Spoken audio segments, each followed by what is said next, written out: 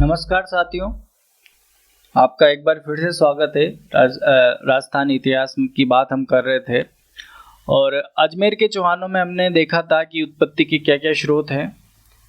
उसके बाद हमने अजमेर वंश के संस्थापक की बात करी थी, वासुदेव चौहान की, जिनका हमें पता बिजोलिया शिलालेख से चलता है। तो वो सब बातें हमने कर ली थी। अब आगे देखते हैं अजमेर के चौहानों में। तो हमारा टॉपिक है अजमेर के चौहान, अजमेर के चौहान या फिर सांभर के चौहान।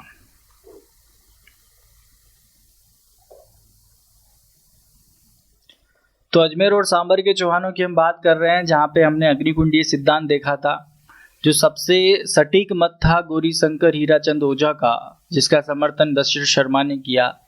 तो वो सब चीजें हमने देख ली थी। अब आगे बढ़ते हैं चौहानों में और कौन कौन से शासक हुए। पहले शासक की हमने बात की थी वासुदेव चौहान की, जिन्होंने 551 ईस्वी में चौहान वंश की स्थापना की। किसने की? वासुदेव चौहान ने। क्या इनके द्वारा ही सांभर झील का निर्माण किया गया था? ये कहाँ से पता चलता है हमें? बिजोलिया शिलालेख से। और कौन सा एरिया है सांभर वाला? जो सपाद लक्ष्य क्षेत्र है। क्या सपाद लक्ष्य क्षेत्र की राजधानी अही छत्रपुर थी? बिल्कुल थी। तो ये सब बात हमने कर ली थी। अब आगे बढ़ते हैं और कुछ महत्वपूर्ण शासकों के बारे में बात करते हैं अजमेर के। तो इसमें हम बात करते हैं विग्रहराज सेकंड की। तो विग्रहराज सेकंड जो प्रारंभिक चौहान शासक हुए, उनमें ये प्रतापी शासक माने जाते हैं। और विग्रहराज सेकंड की हम बात करेंगे तो विग्रहराज सेकंड इतने महत्वपूर्ण शासक नहीं है, पर फिर भी हमने इनकी बात करी। तो इनके बारे में जो जानकारी हमें मिलती है वो हर्ष के अभिलेख से मिलती है। तो इनके बारे में जानकारी की बात करें तो हर्ष अभिलेख से जानकारी प्राप्त होती है। अब क्या जानकारी प्राप्त होती है उसकी हम बात करेंगे। तो इन्होंने एक युद्ध किया था गुजरात के विरुद्ध। गुजरात के मूल राज को इन्होंने पराजित किया था। तो गुजरात शासक मूल राज को इन्होंने पराजित किया था। तो गुजरात जो विजय है, गुजरात विजय के बारे में जानकारी कहां से मिलती है? हर्ष के अभिलेख से हमें प्राप्त होती है। तो गुजरात में उस समय शासक कौन था? मूलराज था।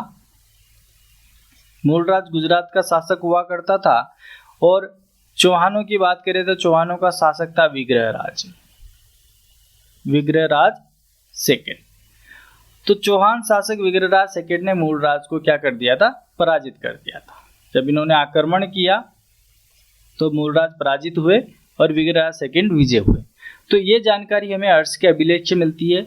और प्रारंभिक चौहानों के शासकों में हमने बात करी विग्रहराज सेकंड की, जो एक छोटी सी बात है। आगे देखते हैं आगे क्या हुआ। आगे एक महत्वपूर्ण शासक आते हैं अजयराज चौहान। ये काफी महत्वपूर्ण है, अजयराज चौहान। और इनके शासनकाल की बात करें तो 1105 ईस्वी से 1133 ईस्वी तक इन्होंने इस वाले क्षेत्र पर शासन किया। क्या नाम है? अजयराज चौहान। अजयराज चौहान के बारे में बात करें तो जो सबसे महत्वपूर्ण बात आती है कि इन्होंने 1113 ईस्वी में, कब? 1113 ईस्वी में अजमेर शहर बसाया। अजमेर शहर बसाया। तो अजमेर शहर किसने बसाया? अजयराज चौहान ने। कब बसाया? 1113 ईस्वी में। और अजमेर शहर बसाया और साथ में अजमेर दुर्ग का निर्माण भी किया। ठीक है। अजमेर में एक पहाड़ी पड़ती है, एक पहाड़ी, उस पहाड़ी का नाम है बीठली पहाड़ी। बीठली पहाड़ी। तो बीठली पहाड़ी के ऊपर, बीठली पहाड़ी के ऊपर एक इन्होंने दुर्ग का निर्माण कराया, जिसे हम क्या बोलते हैं? अजयमेरु दुर्ग। अजयमेरु दुर्ग। अजयमेरु दुर्ग या फिर बीठली पहाड़ी पर होने के कारण इसका एक और उपनाम है, उसे बोलते हैं गढ़ बीठली। गढ़ बीठली। क्यों? बीठली पहाड़ी पर होने के कारण। बीठली पहाड़ी पर होने के कारण इसकी क्या संज्ञा है? गढ़बीटली। तो अजयराज चौहान जिनका शासनकाल 1105 से 1133 ईस्वी रहा। हमने 3 चौहान शासकों की बात कर ली। पीछे वीडियो में हमने वासुदेव चौहान की बात करी थी। उसके बाद कुछ महत्वपूर्ण शासक नहीं हुए तो जिनकी हमने बात नहीं की। उसके बाद हमने विग्रहराज सेकंड की बात करी जिनकी जानकारी हमें हर्ष के अभिलेख से पता चलती है। और जो महत्वपूर्ण शासक हुए हैं अजयराज चौहान जिन्होंने अजमेर शहर की स्थापना करी 1113 ईस्वी में, उनके बारे में हम बात कर रहे हैं। और इन्होंने अजमेरू दुर्ग की निर्माण कहाँ पे करवाया? गढ़ बीटली, जिसको हम कहते हैं बीटली पहाड़ी के ऊपर। ठीक है, इसके और नाम भी होते हैं। इसके और नामों की बात करें अजमेरू दुर्ग के, तो इसके और नामों की हम बात करते हैं तो वो नाम है तारागढ़। इसको तारागढ़ भी कहा जाता है। ठीक है, तारागढ़ हो गया, अजमेरू दुर्ग हो गया, गढ़ बीटली हो गया। और इसका एक और महत्वपूर्ण नाम है, इसको राजस्थान का जिब्राल्टर भी कहा जाता है। राजस्थान का जिब्राल्टर, राजस्थान का जिब्राल्टर। तो अजमेर दुर्ग के हम उपनामों की बात कर रहे हैं। अजमेर दुर्ग का निर्माण किसने करवाया था? अजयराज चौहान ने करवाया था। ठीक है, अजमेर शहर भी इन्होंने बसाया था। इसके उपनामों की हम बात करें तो इसको गढ़ बीटली, तारागढ़, राजस्थान का जिब्राल्टर। अब यहाँ पे प्रश्न है कि तारागढ़ जो है वो बूंदी के किले को भी कहा जाता है। बूंदी के किले को भी तारागढ़ कहा जाता है और अजमेर के दुर्ग को भी तारागढ़ कहा जा रहा है। अब ये क्यों कहा जाता है, इसके बारे में हम चर्चा करेंगे। इसके बारे में देखते हैं कि जो अजमेर का किला है इसको तारागढ़ क्यों कहा गया। तो ये अजमेर का किला हो गया, ये अजमेर का किला मैंने बना दिया। अब अजमेर के किले की बात हम कर रहे हैं जिसको हमने तारागढ़ क्यों कहा। हमारा प्रश्न है कि इसको तारागढ़ क्यों कहा गया। तो अगर मैं मेवाड़ की बात करूं तो मेवाड़ में एक शासक हुए कुंभा, राणा कुंभा। और राणा कुंभा के जो पुत्र हैं, राणा कुंभा के पुत्र हुए जिनका नाम था रायमल। इनके पुत्र का क्या नाम था? रायमल। और रायमल के भी एक पुत्र है जिनको हम बोलते हैं पृथ्वीराज सिसोदिया।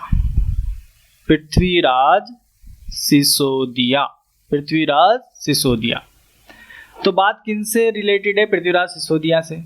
हमने क्या बात करी? मेवाड़ में शासक हुए राणा कुंभा, राणा कुंभा के पुत्र हुए रायमल और रायमल के पुत्र हुए पृथ्वीराज सिसोदिया। ठीक है, हम क्या बात कर रहे हैं कि तारागढ़ को, अजमेर दुर्ग को तारागढ़ क्यों कहा जाता है। तो हमने बात करी उसके साथ ही मेवाड़ में कुंभा, कुंभा के पुत्र रायमल और रायमल के पुत्र पृथ्वीराज सिसोदिया। पृथ्वीराज सिसोदिया की जो पत्नी का नाम आएगा वो आएगा तारा।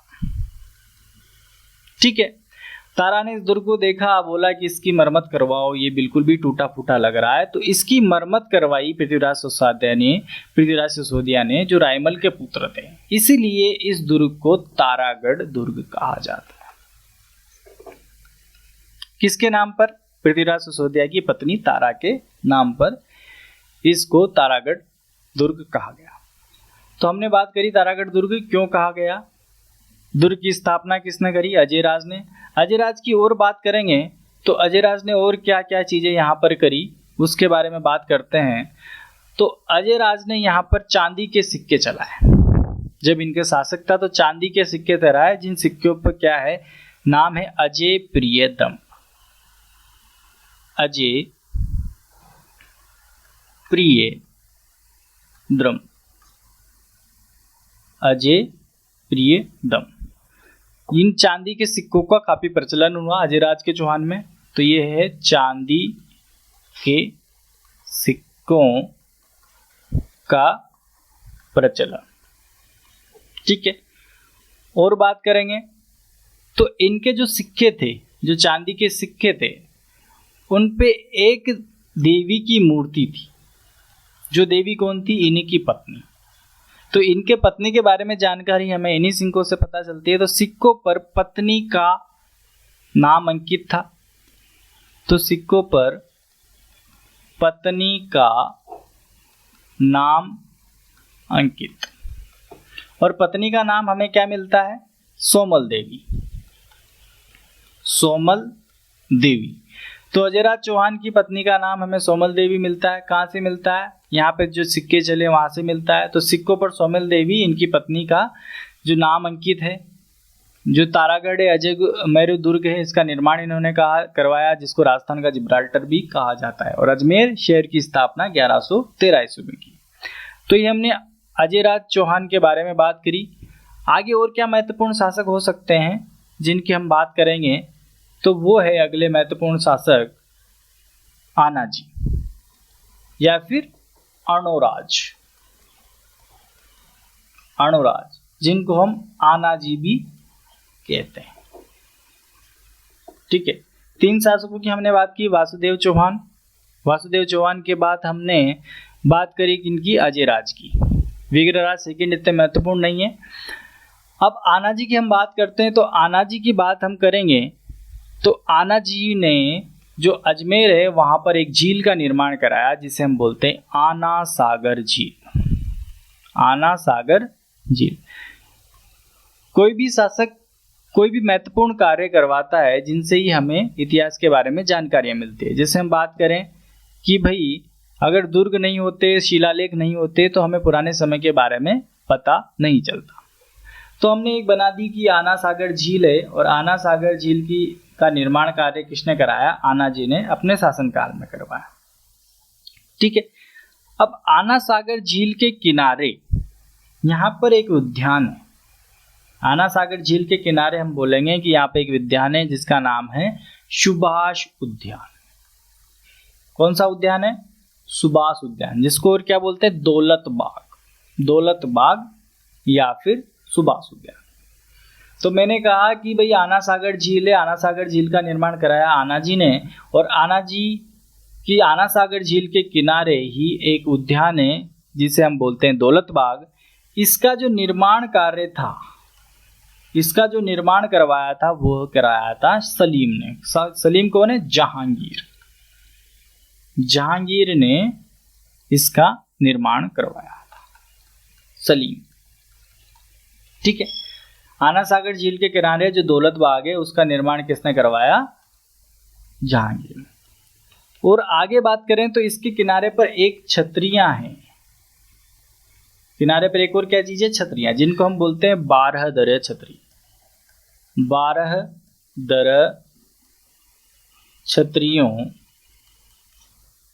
का निर्माण।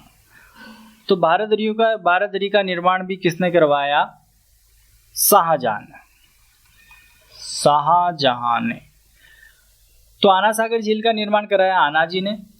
आना सागर झील के किनारे सुभाष उद्यान या दौलत बाग है जिसका निर्माण जहांगीर ने करवाया, और जहांगीर के बाद उनके पुत्र शाहजहां ने उसके किनारे 12 दरे छतरी का निर्माण करवाया। ठीक है, और बात करें आनाजी की, तो आनाजी ने और क्या क्या निर्माण कार्य करवाए वो हम बात करते हैं। तो आनाजी के निर्माण कार्यों की बात करें तो आनाजी के निर्माण कार्यों की मैं बात करूं तो इन्होंने पुष्कर में वराह मंदिर का निर्माण, तो पुष्कर में वराह मंदिर का निर्माण करवाया। पुष्कर में वराह मंदिर का निर्माण करवाया। ठीक है, और भी बात करें तो और क्या चीजें हमें पता चलती है आनाजी के बारे में। तो आनाजी के एक पुत्र थे, उन पुत्र का नाम था जगदेव। तो ये आनाजी हो गए जिन्होंने आना सागर झील का निर्माण करवाया। इनके पुत्र की बात करेंगे तो वो है जगदेव। जगदेव इनके पुत्र हैं, और जगदेव ने ही आनाजी की क्या करी थी? हत्या करी थी। तो जगदेव पितरहंता शासक कहलाएगा कि नहीं कहलाएगा? तो जगदेव चौहानों का पितरहंता शासक माना जाता है। जगदेव की बात करेंगे तो जगदेव क्या है? चौहानों का पितरहंता शासक। तो जगदेव चौहानों का पितृहंता शासक। ठीक है, तो हमने बात करी आनाजी की। आनाजी की बात हमने करी तो आनाजी का जो कार्यकाल आता है वो 1133 से 1155 है, और 1133 से 1155 की हमने बात करी तो इन्होंने आना सागर झील का निर्माण कराया।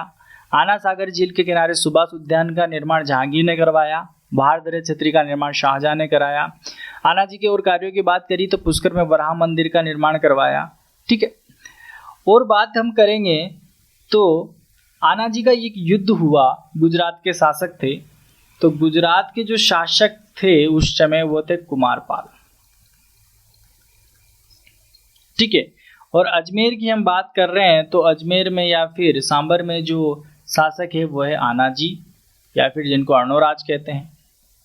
अब इनके बीच में जो युद्ध हुआ दोनों के बीच में, तो उसमें आना जी पराजित हुए और गुजरात के शासक कुमारपाल विजय हुए। ठीक है, तो ये युद्ध आबू का युद्ध कहलाता है, आबू के निकट हुआ था। तो आबू के निकट एक युद्ध हुआ था। ठीक है, उसके बारे में हमने बात की कि आबू के निकट युद्ध हुआ था, तो जहाँ पे गुजरात के शासक कुमारपाल थे और अजमेर के शासक थे आना जी, दोनों के बीच में युद्ध हुआ और युद्ध में कौन पराजित हुए? आना जी पराजित हुए।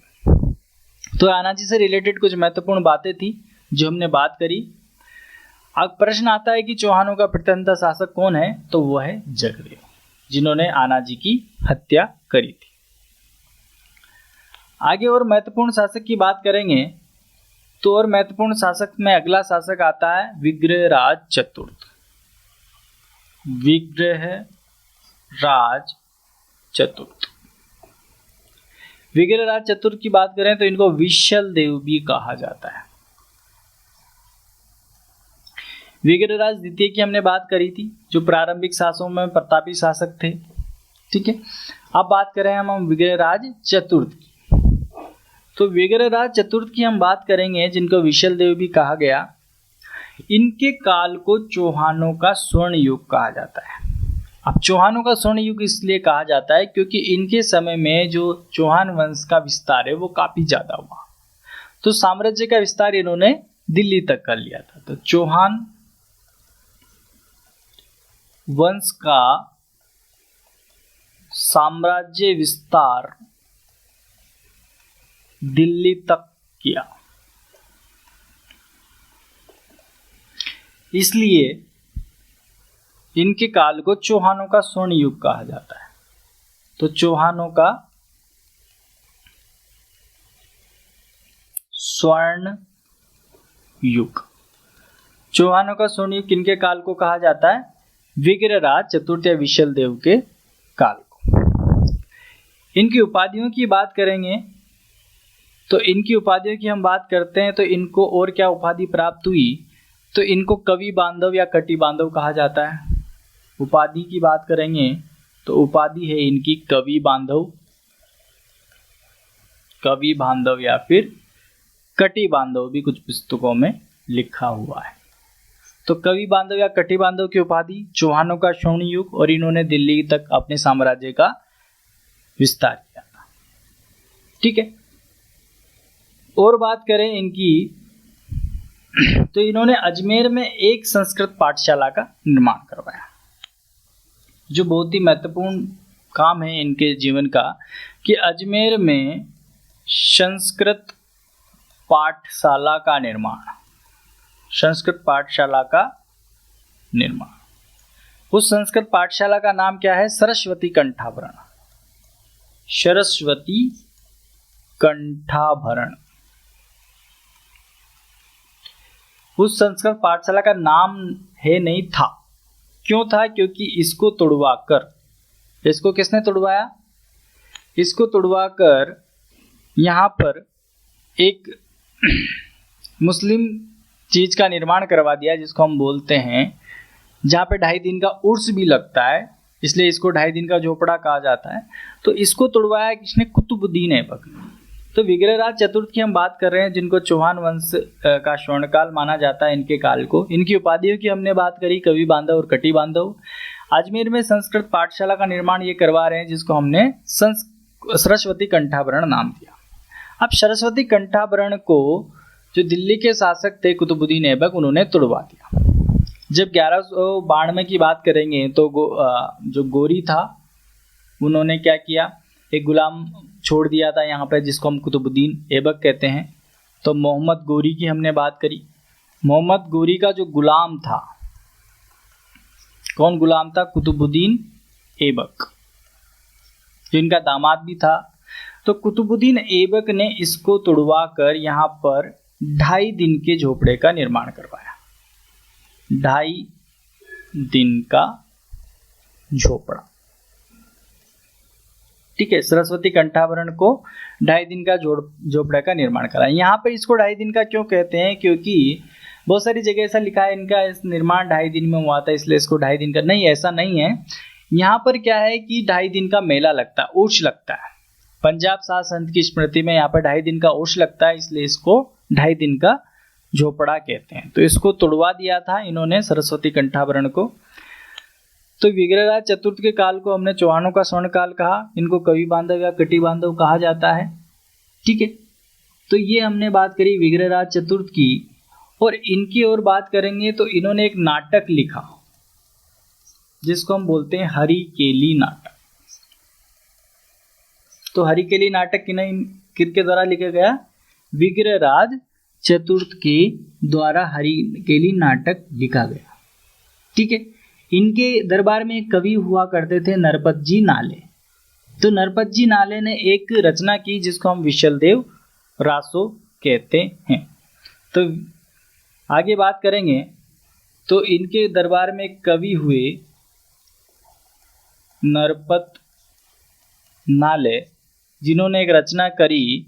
उस रचना का नाम है विशलदेव रासो। तो विशलदेव रासो, तो विशलदेव रासो के रचयिता नरपत जी लाने इनके दरबारी कवि हुआ करते थे। और भी इनके दरबारी विद्वानों की बात करें तो वह है सोमदेव। सोमदेव की पुस्तक है ललित विग्रहराज। ललित विग्रहराज। और खुद विग्रहराज चतुर्थ की हमने बात करी, जिन्होंने हरिकेली नाटक का प्रचलन किया। तो ये विग्रहराज से जुड़ी कुछ बातें हैं जो हमने करी, जिनके काल को अजमेरों का स्वर्ण काल कहा जाता है। और इनके निर्माण कार्यों में हमने बात करी जो सरस्वती कंठाभरण विद्यालय है, संस्कृत पाठशाला है, जिनको तुड़वाकर कुतुबुद्दीन ऐबक ने क्या बना दिया? 2.5 दिन का झोपड़ा बना दिया। तो ये कुछ शासकों की हमने बात करी अजमेर के चौहान वंश में।